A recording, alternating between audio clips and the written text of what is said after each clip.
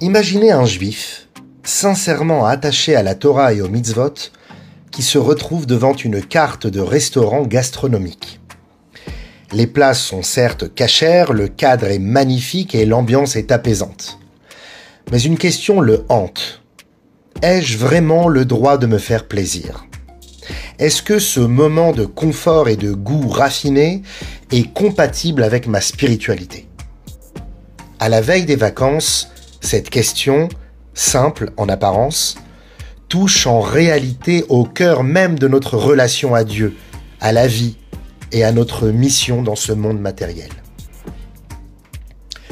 Dans une entreprise high-tech israélienne, 2 employés épuisés par des mois de travail sans pause décident un matin de faire la révolution. L'un des deux grimpe sur une table, tend les bras au ciel et déclare « Je suis la lampe de ce bureau, je suis celle qui éclaire tous les dossiers ». Le patron entre et est surpris, puis lui dit « Tu es une lampe ? Très bien, une lampe ne part pas en vacances, tu restes ici ».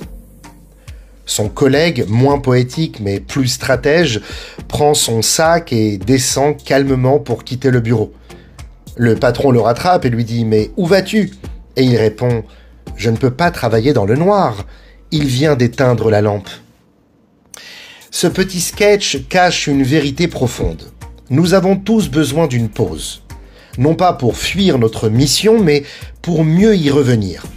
Le problème, ce n'est pas de se détendre, c'est d'oublier pourquoi on vit. La paracha de Matot nous introduit au thème des Nédarim, les vœux. Un homme décide de se priver de quelque chose volontairement pour se rapprocher de Dieu. Cela peut être de la nourriture, du vin, du confort, mais est-ce louable ? À première vue, la Torah elle-même semble ambivalente.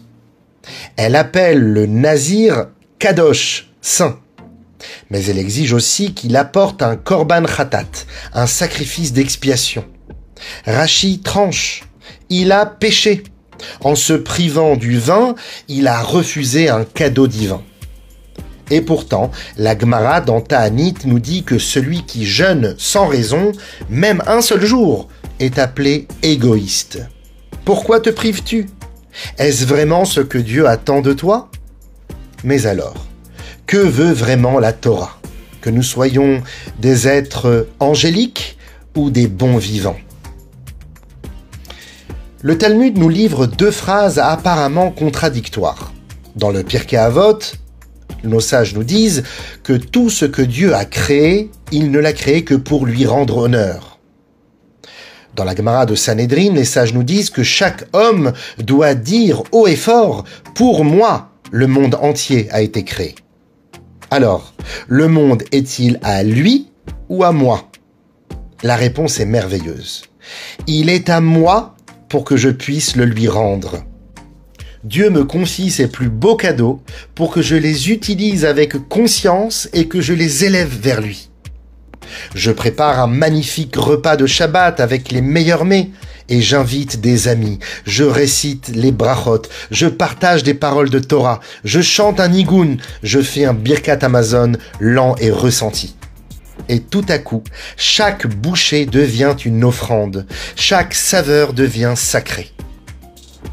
Le Talmud de Jérusalem nous dit qu'à la fin de notre vie, Dieu nous demandera des comptes sur toutes les bonnes choses cachères de ce monde que nous n'avons pas voulu goûter. Mais pourquoi ? Parce que refuser ces cadeaux, c'est comme dire à Dieu « Je n'ai pas confiance dans ce que tu m'offres ». Et le Talmud ajoute « Pour chaque aliment interdit, Dieu a créé une version cachère avec le même goût. » Par exemple, un poisson dans les profondeurs de la mer a exactement le même goût que le cochon. Pourquoi ? Pour te dire, tu peux goûter à tout, mais dans les limites que je te fixe. Je veux ton bonheur, mais aussi ta grandeur. Il était une fois un homme très riche, qui fit construire une villa somptueuse en bord de mer. Tout y était parfait. Le jour de l'inauguration, un inconnu frappe à la porte. « Vendez-moi votre maison, s'il vous plaît, 50 millions, je suis prêt à payer. » Impossible. Alors, juste un clou dans le mur, un seul clou dans votre maison. Le propriétaire, amusé, accepte. Mais le lendemain, l'homme revient accrocher un manteau. Puis une semaine après, une étagère. Puis une photo. Et il débarque finalement avec des amis. Ne touchez à rien, c'est mon clou. Petit à petit, il s'installe dans toute la maison. Le machal est clair, le nimshal l'est encore plus. Ce clou, c'est le plaisir que je refuse de sanctifier. Un seul petit détail que je garde pour moi seul, que je ne souhaite pas donner à Dieu. Mais par ce clou, le Yetzer Hara s'infiltre et de fil en aiguille, il prend toute la place et devient propriétaire. Avant la faute, Adam et Chava étaient nus et n'avaient pas honte. Pourquoi ? Parce que leur corps était un véhicule de l'âme, orienté vers la volonté divine.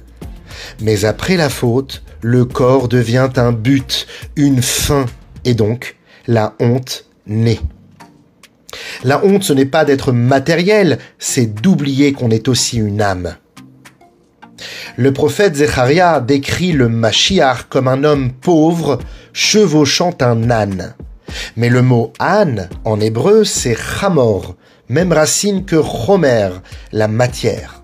Mashiach ne subira pas la matière, il la dirigera, il la mettra au service du divin.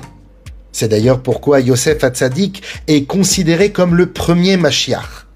Au cœur de l'Égypte, il utilise la politique, l'économie, le pouvoir pour nourrir, sauver et réunir.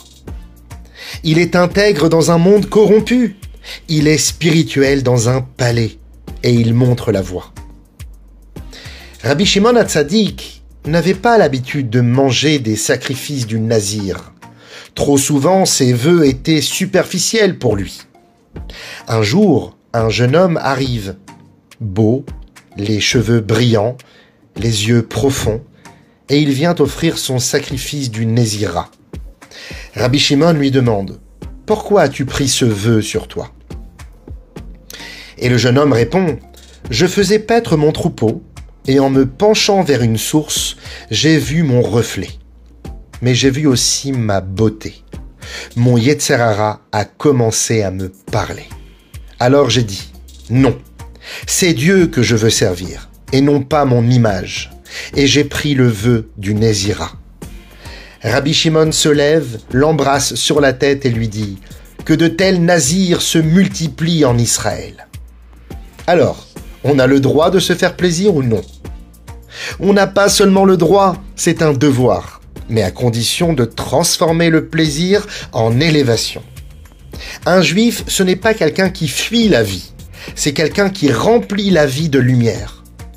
Alors, partez en vacances, détendez-vous, mais allumez une bougie.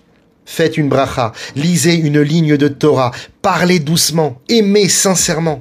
Et vous verrez, à ce moment-là, vous ne serez pas en pause spirituelle, vous serez en pleine mission.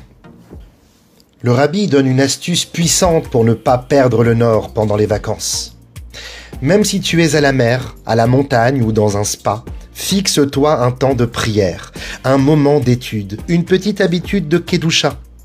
Commence chaque jour par une bracha, un mot de Torah, une pensée de gratitude. Ne laisse pas la pause devenir une cassure, laisse-la devenir un tremplin. Ce n'est pas le plaisir qui est mauvais, c'est de vivre sans cap, sans conscience. La Torah ne veut pas que tu souffres, elle veut que tu te transformes. Chaque plaisir peut devenir une offrande, chaque détente une préparation à l'élévation, chaque instant une opportunité de dire « Je suis vivant, je suis en chemin et je sers Hachem, même dans mes vacances ».